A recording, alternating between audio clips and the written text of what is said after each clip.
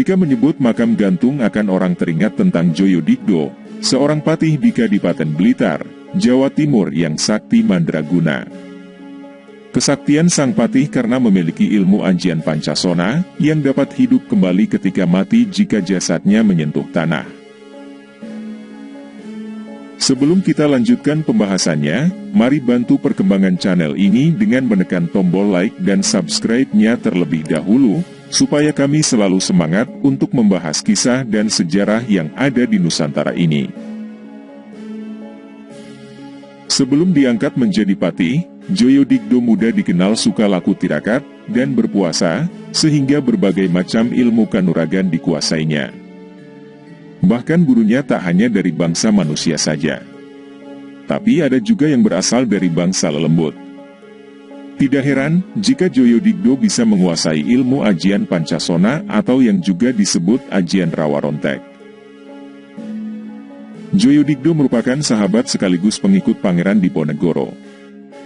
Tokoh ini juga memiliki terah darah biru dari Mataram karena putra Adipati Kulon Progo. Kedikjayaan Joyodigdo teruji ketika terjadi perang antara Belanda dengan Pangeran Diponegoro.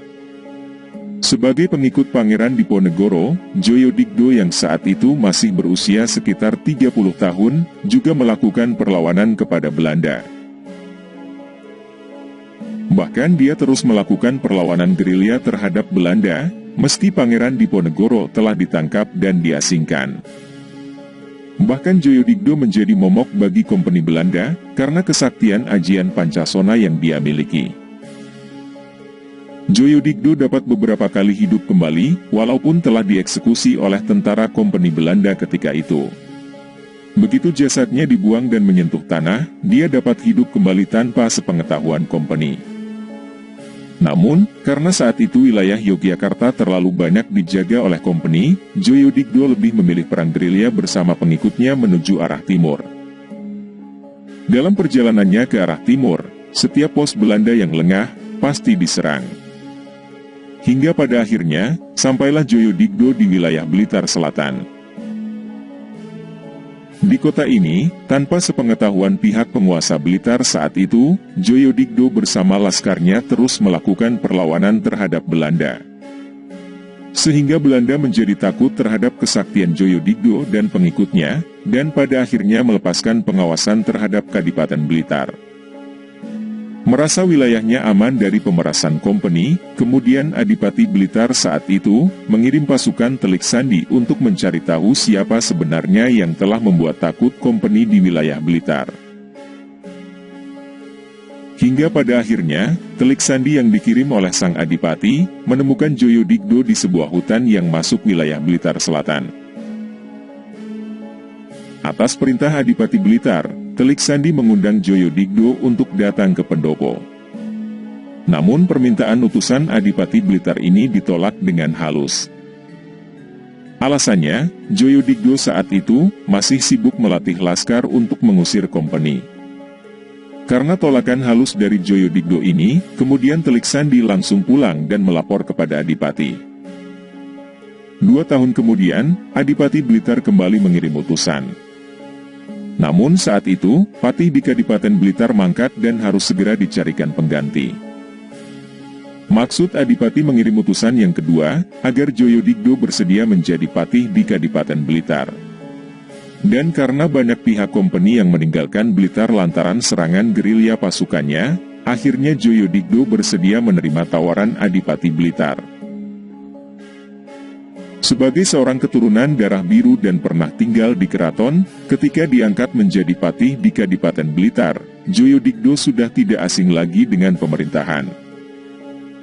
Maka sang patih pun mampu mengambil kebijakan yang sangat cakap.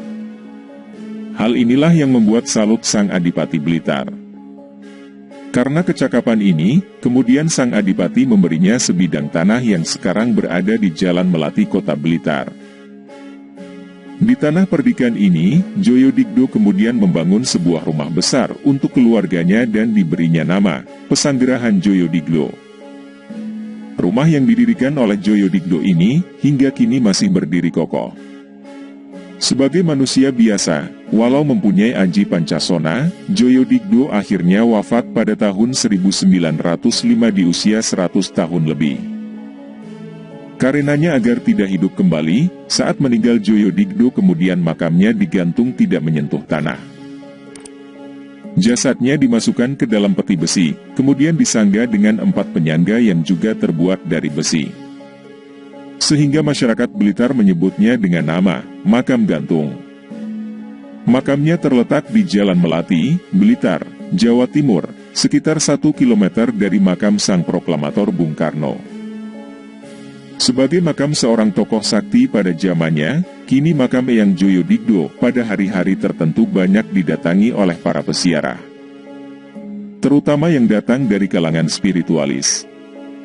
Beda dengan para peziarah biasa, kaum spiritualis ini datang ke makam Eyang Joyodigdo dengan maksud tertentu, yakni ingin berguru kepada Eyang Joyodigdo dengan cara gaib. Tujuannya, agar mendapat titisan ilmu ajian Pancasona. Makam Eyang Joyodigdo juga diyakini dijaga 2 sosok gaib berwujud 2 binatang besar, berupa seekor ular sebesar batang pohon kelapa, serta seekor harimau loreng sebesar anak sapi.